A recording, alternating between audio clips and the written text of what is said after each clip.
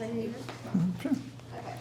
6 months after the Declaration of Independence was brought before the world, the American Revolution was all but lost. A powerful British force had destroyed 90% of Washington's army.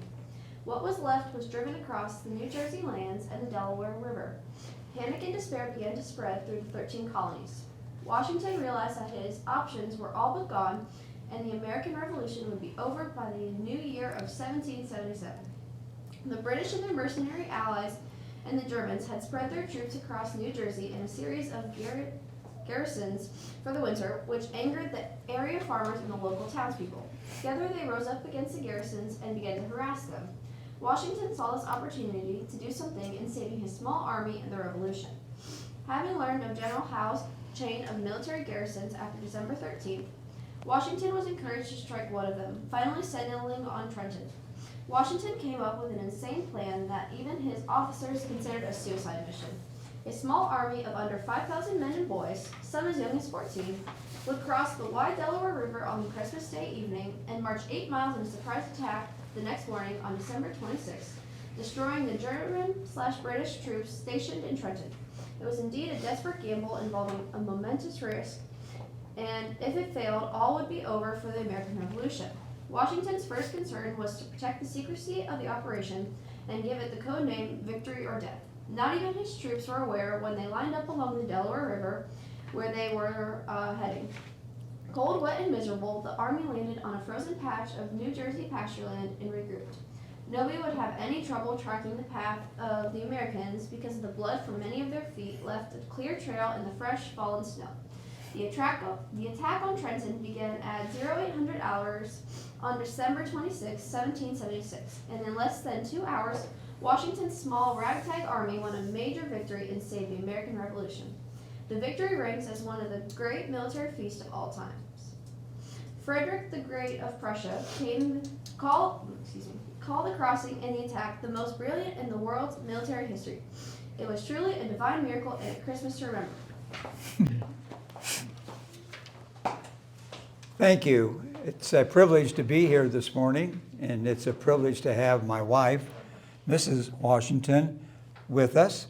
I call her Patsy, so if you hear me calling her Patsy during our brief time here this morning. And he's my old man. And I'm her The old general man. is my old man. Oh man, so we have been through at least 8 years, haven't we, Patsy, of this revolution. Of course, the revolution is over. We have won our independence, and now we're faced with another challenge, and we really have to restructure the 13 colonies and come up with a plan for a government. And so we're faced with all sorts of challenges. At this point, I don't know exactly how we're going to proceed, but at this moment, we are a free nation of 13 colonies, and eventually we will be 13 states. And my good wife here has played a very important role at certain times during the Revolution, especially at Valley Forge, which she will be sharing a little bit about her role at Valley Forge. But there were other places, Morristown, she came to visit me, and some other situations during the battle, which you have to remember, especially at Valley Forge, she was in harm's way virtually for that whole winter. The British were only 20 miles away at Philadelphia. That's absolutely correct. So anything could have happened at Valley Forge, but she was there protecting me from, from my generals and from other disturbances, and I appreciate that, Patsy. The general is always so kind. Yeah. You want to share a little bit of how you helped us out there at Valley Forge? Well, Valley Forge was a dark time. It was very cold.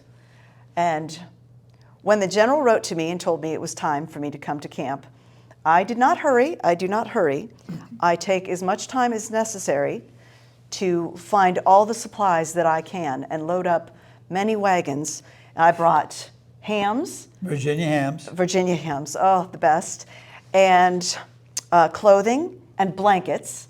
And wool that had been spun into yarn so that we could make socks.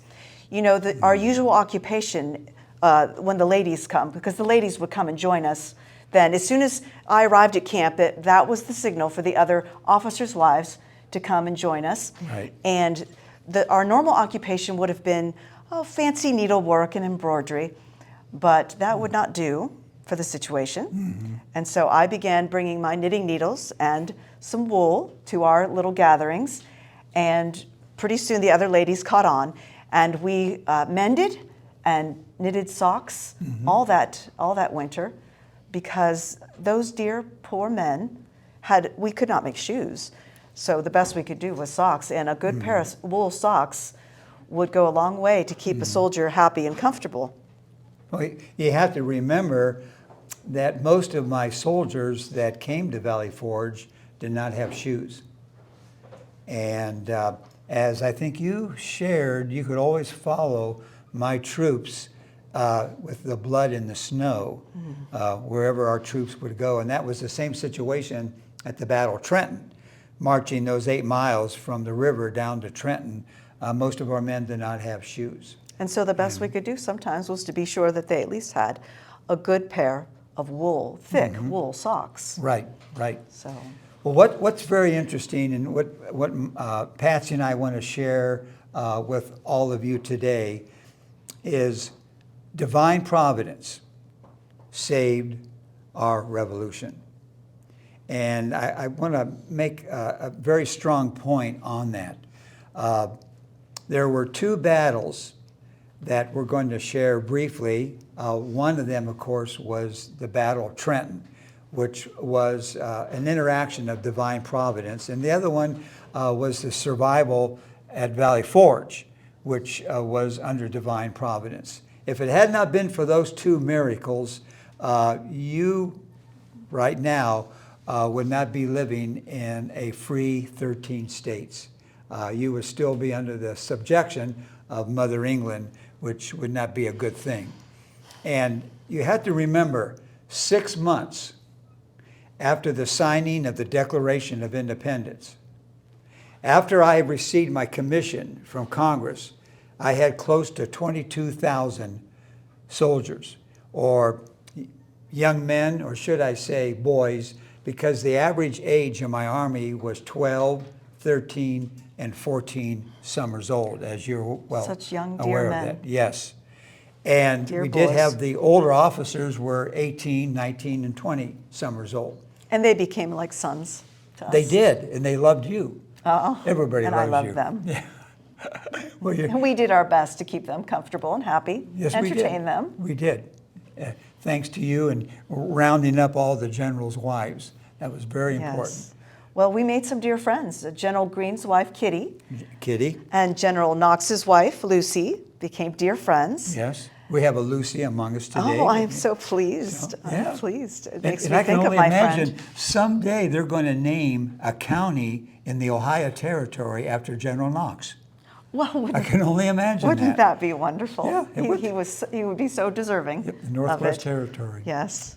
And it was my job, it became my job, and well, it really was always my job, to screen any visitors that would want to come to see the general, because my old man has important work to do, and he can't be constantly interrupted by every little person that wants to come in and talk. And so it was my job to make them feel welcome and important, and find out what it was that they wanted to speak to the general about, and then decide just about how much time they might need, and be sure they didn't take too much of your time, but they must feel welcome, because the social aspect of our situation was very, very important Yes. to keeping everybody content and happy. Yes. And you did a fine job, Patsy. Thank you. A fine job. 6 months after the Declaration of Independence, that strong army of young men that was given to me at Princeton had been reduced to less than 5,000. 5,000 soldiers. My armies had been decimated, leaving New York City, crossing Harlem. Those dear boys. We had thousands that deserted. We had thousands killed, bayoneted by the Hessian soldiers. They did not keep any prisoners. Only by a miracle of divine providence we crossed the Hudson River into the Jerseys. And then we were harassed all the way across New Jersey to the Delaware River. We crossed the Delaware River, and we thought that we would place the Delaware River between our army and Lord Cornwallis, who now had his army stationed in New York and also in Philadelphia. But we felt safe. But we knew soon as the Delaware River would freeze over, we knew exactly what the soldiers would do. They would cross the Delaware on the ice, and they would, of course, finalize our army, and that would be it for the American cause. We needed a miracle. We needed a miracle from divine providence. I know you were praying. I know the women that We you were have all gathered praying, yes, were diligently. praying, and we knew that this was the only answer to our situation would be if divine providence would intervene. On December the 18th, I realized that we might have an opportunity to save the army and save the cause for the revolution. I had prayed diligently to divine providence to give me some type of plan to save our cause. We were in dire straits, let me tell you. We had very few weapons left workable. We had very few men serviceable that could go into combat. Of the 5,000 men we had, probably I could muster 4,400 of them for combat. Now stop and think. Lord Cornwallis had 28,000. Well-fed, well-armed, well-clothed, that we were up against. In fact, at that point, before France came in, if you can remember, they had the most powerful navy in the world. We had no navy. We did not even have one ship at that time. To go against the most powerful nation in the world, we needed a miracle from divine providence. Well, divine providence gave me that miracle. He placed a thought in me that if we could cross the Delaware River on Christmas Day, late afternoon, spend all night crossing, then the next day after Christmas, December the 26th, gather on the Jersey shore with our 18 pieces of artillery that we had to ferry across, and the horses, and the caissons, and the gunpowder. Everything had to be ferried across that river. We met. Then, once we passed that obstacle without a loss of In one, horrible weather. horrible weather. I'm glad you brought that up, Patsy, because I prayed that morning that divine providence would send us good weather. Prior to that, for 2 weeks, it had been fairly warm in December. But that day, But divine- horrible weather was good weather. For yes, you. yes. And around noon on Christmas Day, it started to rain. Then the rain turned to sleet. Then around 4 o'clock in the afternoon on Christmas Day, the sleet turned to a full-blown snowstorm. And then you had the easterly winds coming down that Delaware River, breaking up the chunks of ice on the upper Delaware River, large chunks of ice that we were going to have to navigate with our Durham boats to cross that river to get on the Jersey side.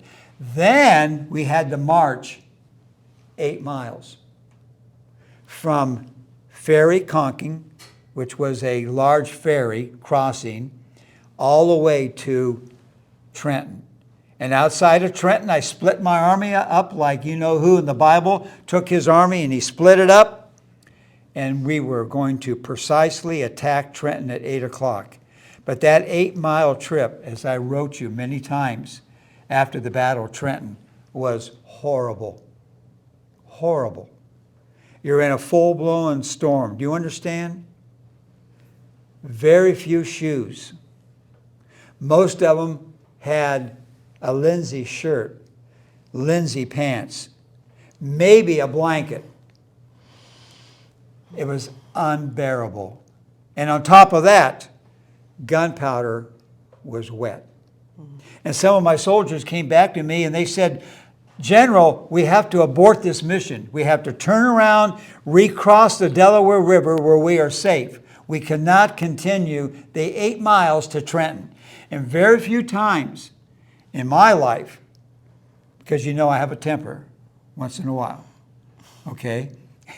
I lost my temper and I raised my sword. And I said, we are going to Trenton. We will give them cold steel. But we're going to Trenton. We are not going back. Because, Patsy, we could not go back. We were in a desperate situation. It was do or die. Divine providence was with us.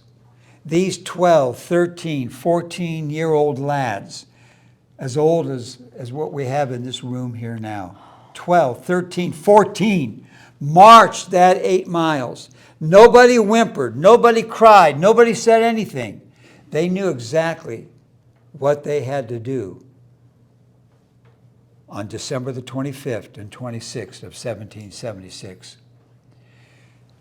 Precisely at 8 o'clock on December the 26th, 1776, we attacked in a pincher mood. And that snow covered the sound of your coming. Absolutely.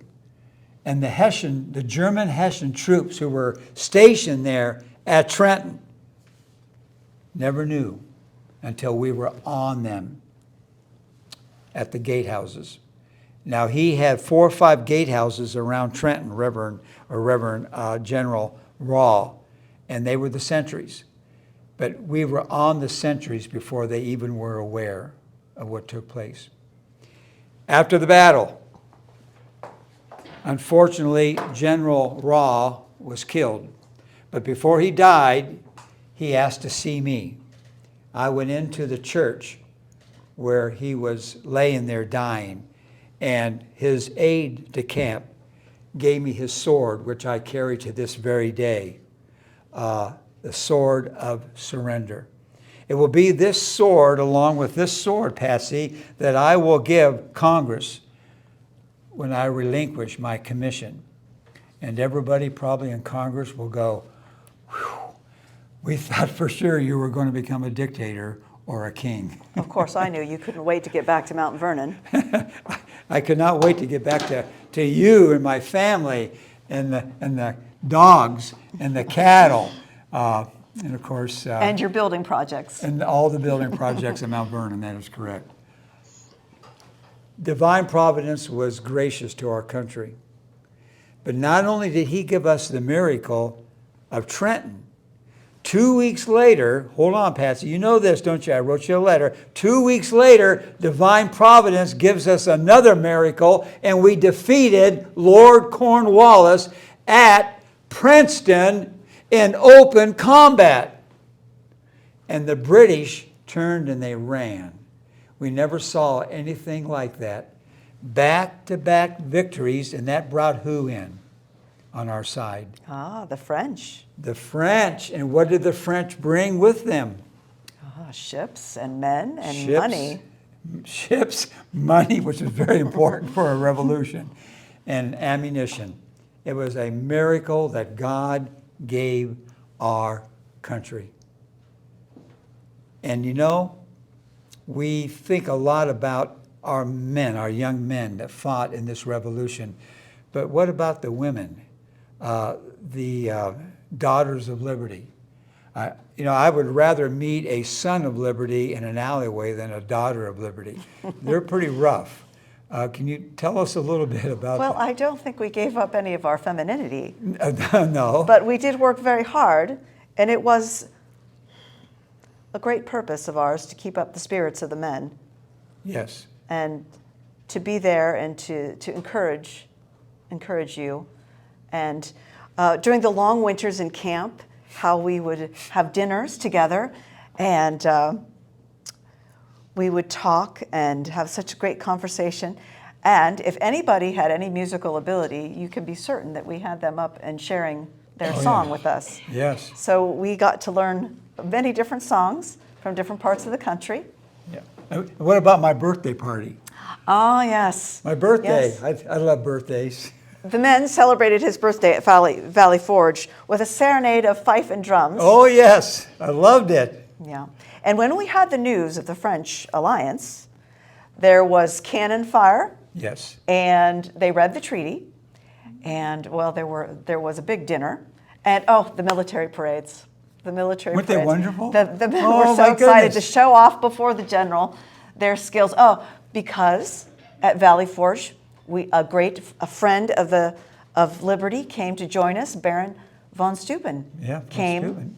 and he taught the men how to drill and to stay in formation and work together. Mm-hmm. And it became their great pastime, was Yes. drilling in the morning and drilling in the afternoon.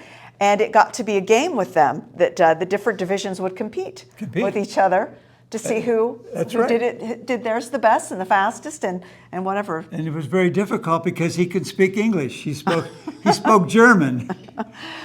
So we had to have interpreters there to interpret, and his language was a little rough, Patsy. I didn't want you around him when he was drilling the soldiers, you understand, with his German Well, language. thankfully in German I couldn't understand. But anyways, he did train our soldiers. And when we marched out of Valley Forge, we were 12,000 strong, and we were ready to take on the most powerful nation in the world. But we owe a lot in the American Revolution to our women. Women of every social status, all the way down from women who would create our flags of the different regiments, all the way down to the music, all the way down to adding gaiety and a positive outlook on a war that was pretty horrendous. Taking over the farming, Taking providing over farming. providing food and clothing.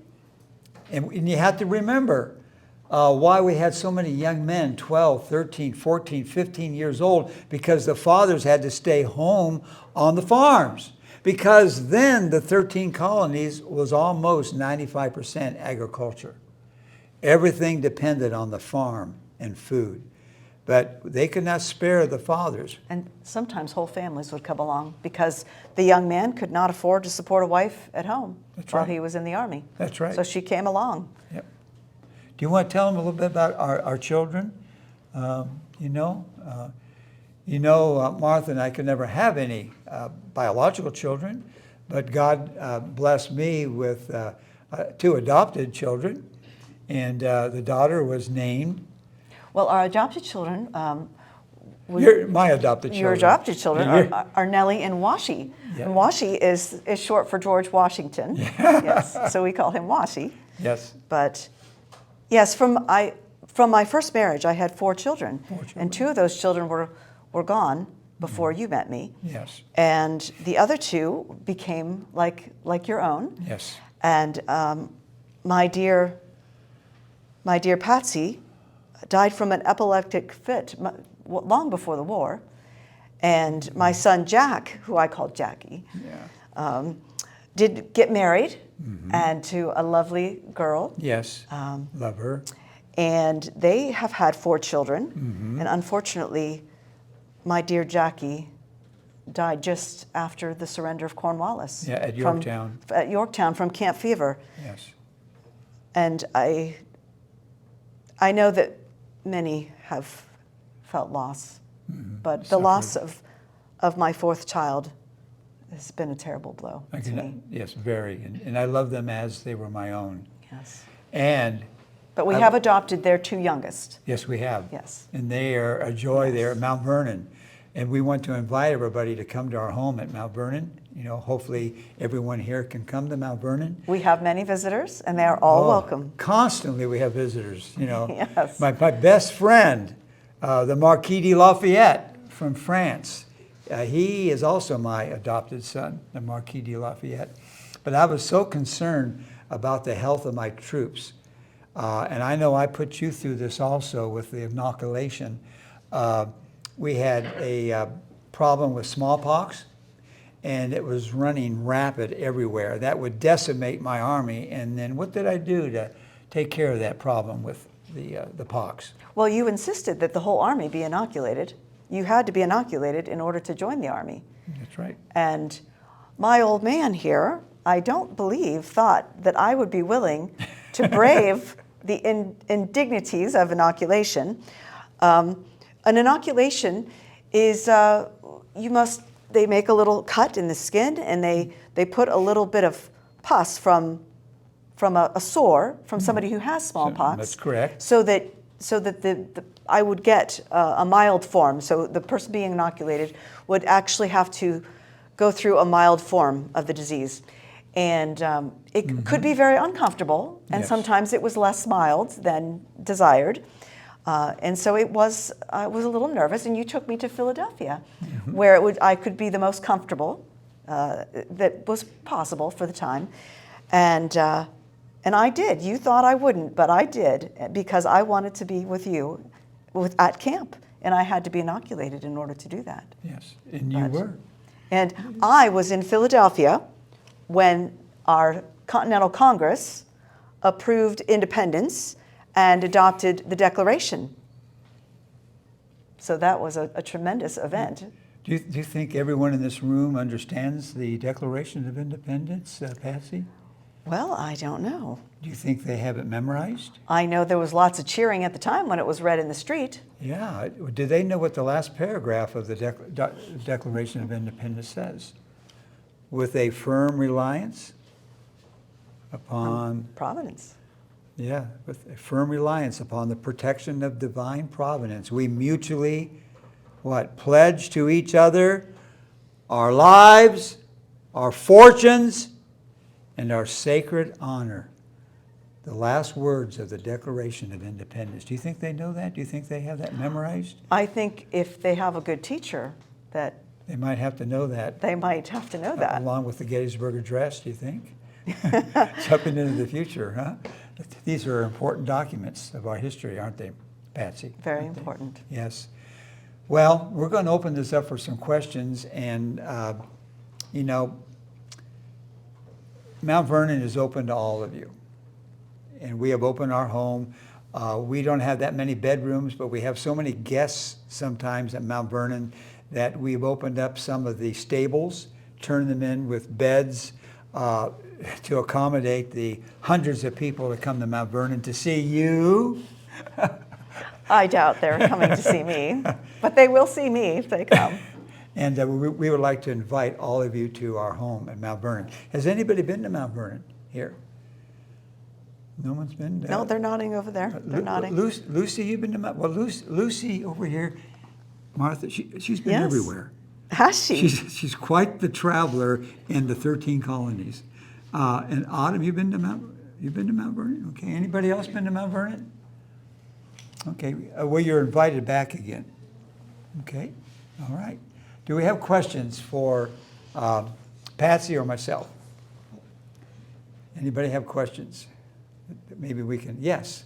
Why did they call God divine providence? Like, where did they get that from? Or what made them call divine providence versus just, or maybe not just God, but God? That's a carryover from the Reformation. Are you familiar with the Reformation? I hope by now you are a little bit. And the Reformation, a lot of the, like Zwingli, Calvin, John Calvin, I don't know so much about Martin Luther using that term, but later as the Reformation progressed across Europe, caught on pretty quick, as you know, started in Germany. Where did it start? What was the town? What was it? Wittenberg, yes, okay. We're just testing to see if they know a little bit about the Reformation. And it started at Wittenberg, and it just progressed all across Germany.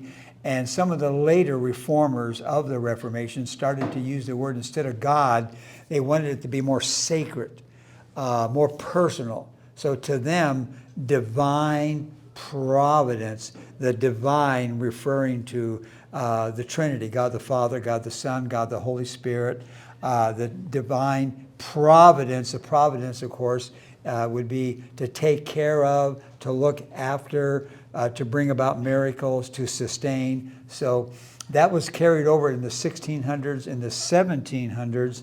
So by the time that I came along, they would use the term divine providence.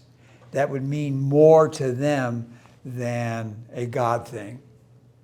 Okay, it was not being disrespectful. They just felt like it was more holy or understandable. Very good question. Other questions? Anybody would have any questions for? Yes. Planning the raid on the Germans by crossing the Delaware, going into their camp. Do you think that because it was done on Christmas Day or the day after Christmas, that alcohol would have had anything to do with the fact that they were under the weather when you attacked? Was that, did you, because I know the Germans had a lot of them were used to drinking alcohol because in Europe the water was so bad and everything. I mean, and they were probably celebrating Christmas. Do you have any? Yes, that was a factor when we laid the formal plans out. We had a council of war a couple of days before the invasion. You have to realize this had to be top secret. If the German Hessian troops and the British would have found out, all they would have had to have done is lay out their artillery along the banks of the Delaware at McConkle's Ferry, where we were going to cross, and blow us to Kingdom Come. They could not find out. There were spies everywhere. So it had to be total surprise. Number two, I realized that the Germans celebrate Christmas a little more Aggressively? Thank you, Patsy. A little more aggressively than we do, and they do like their German beer, and Trenton is known as a good source for good German beer. So I would take that into consideration also. Now, the sentries that surrounded Trenton, the guards, probably would not have been involved that much in drinking. General Raw would have seen to it that there would be no drinking whatsoever if you were on guard. That was extremely important. But we still caught them off guard.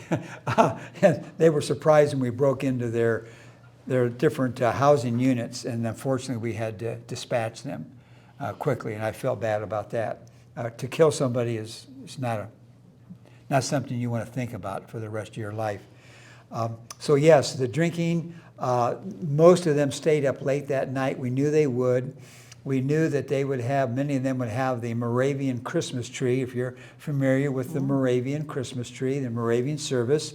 Some of them came from Moravia, so they would bring over their social skills and what they were used to in their culture. So we knew they would be drinking, they would be staying up late, they would be celebrating a Moravian service at that time, and probably some of them would not really get to bed till around 3, 4, 5 o'clock in the morning. By 5 o'clock in the morning, my two armies divided up. Were already going into to the areas where they were going to press them like a vice.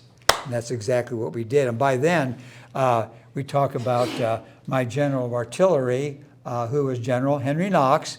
General Henry Knox, yes, I know, he weighs about 400 pounds. I understand that. And when we crossed the Delaware River, General Knox, I think I wrote you on this, wanted me to go in the boat with him. I was a little leery because of those Durham boats, you know, they're only like 4 feet above the water. And so we get in the boat, the Durham boat, and General Knox goes goes over to the edge of the boat, you know, and I'm saying, General Knox, trim up the boat. Now that's a Navy term. Trim up basically means get to that center of the boat pretty quick, or you're going to have a wet George Washington crossing the Delaware. So he did, and he did a splendid job. We had 18 artillery pieces that we crossed that Delaware River. Do you understand how difficult it is with an artillery piece, a caisson, and horses to cross a river on barges, ferries, and then With travel. ice. With ice coming down the river. Ice coming down the river. Divine providence. Divine providence. It's right there. It's written everywhere. Divine providence. May we never forget that in this country. Divine providence took us across, ferried us across the Delaware River. Divine providence marched with us 8 miles. They never found out. They never knew. 8 miles of an army 4,200 troops, 18 pieces of artillery, hundreds of horses. The Germans never knew what hit them. And then precisely at 8 o'clock, 0800 hours, military term, Martha, we attacked on two sides. Who is it in the Bible that reduced his army continually? Remember, he started out with a large army, and then God told him, no, you're going to have to test these soldiers out, you know. And who was that? You want me to answer? Or you want them to answer? Does anybody know? Who was it? Gideon? Gideon. Anna, what did Gideon do?